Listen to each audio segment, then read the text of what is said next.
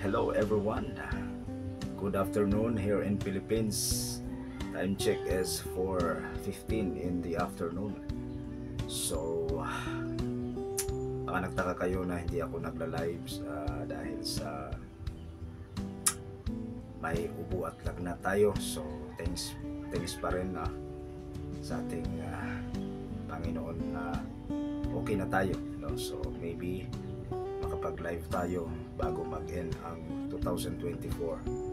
So magpapasalamat lang ako sa mga taong nagsusuporta sa aking YouTube channel, always na nandyan during my live stream, my channel members who always renewing their membership on my YouTube channel, and the super chatters who sending their blessings during the live stream.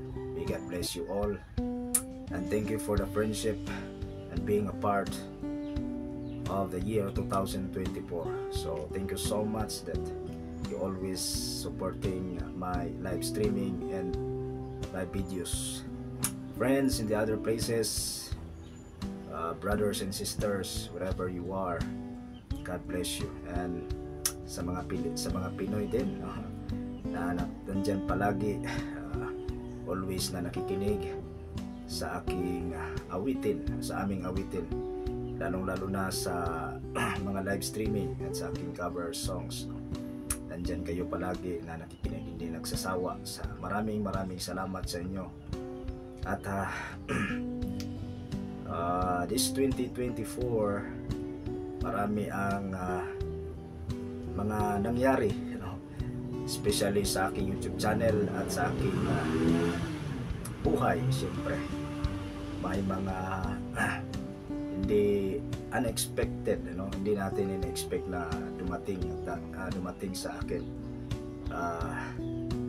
also in love life, so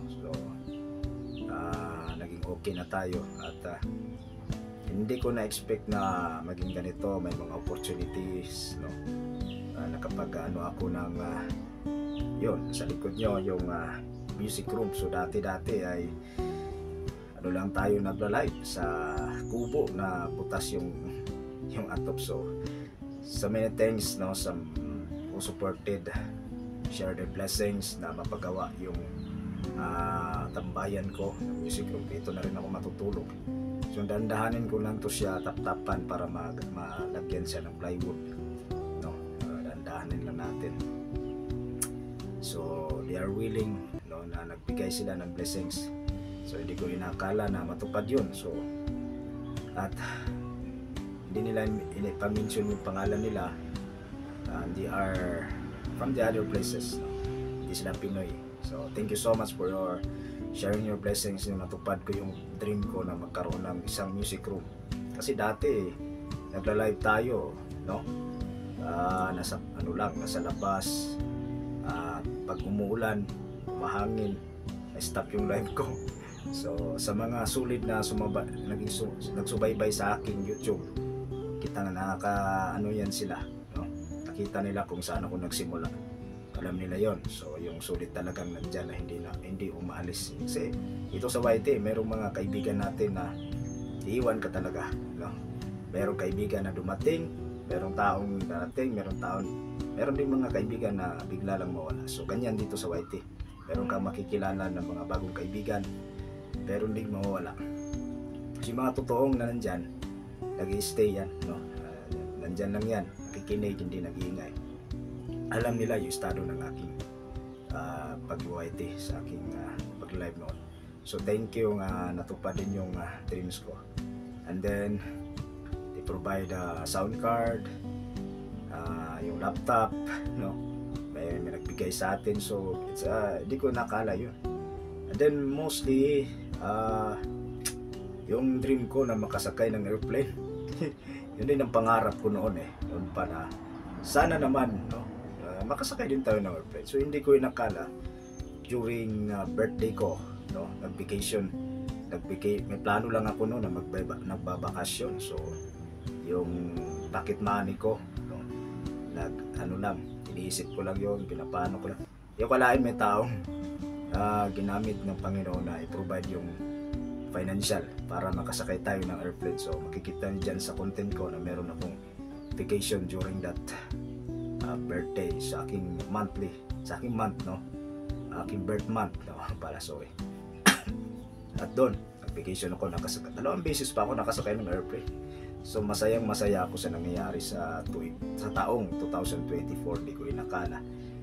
And then lalo na sa mga taong taos pusong nagbibigay talaga ng kanilang hindi sila pinupuwersa, but they are giving heartily. Hindi naman tayo humihingi, sila yung kusang nagbigay.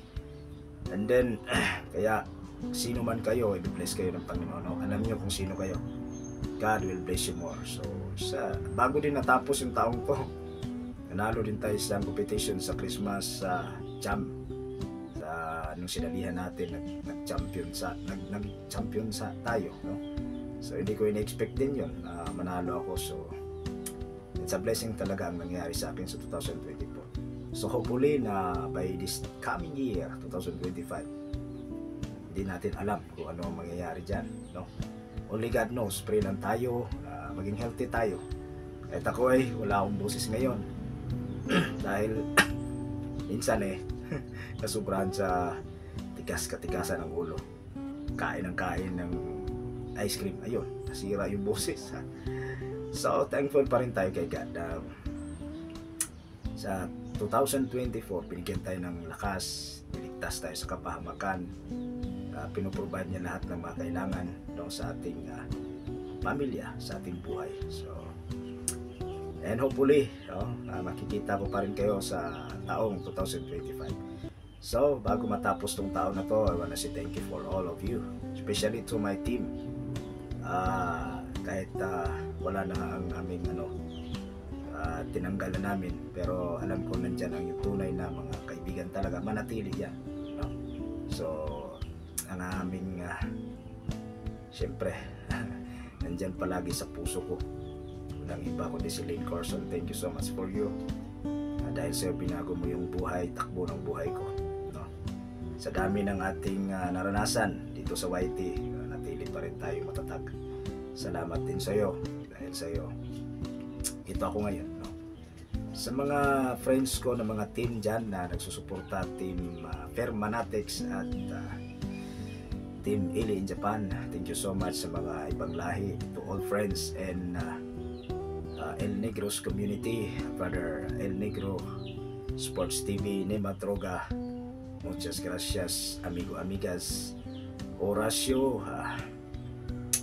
and Luis Venezuela, thank you, Opo Yuyo, everyone who are in the community of El Negro, Karen TV, Jebel de Pustas.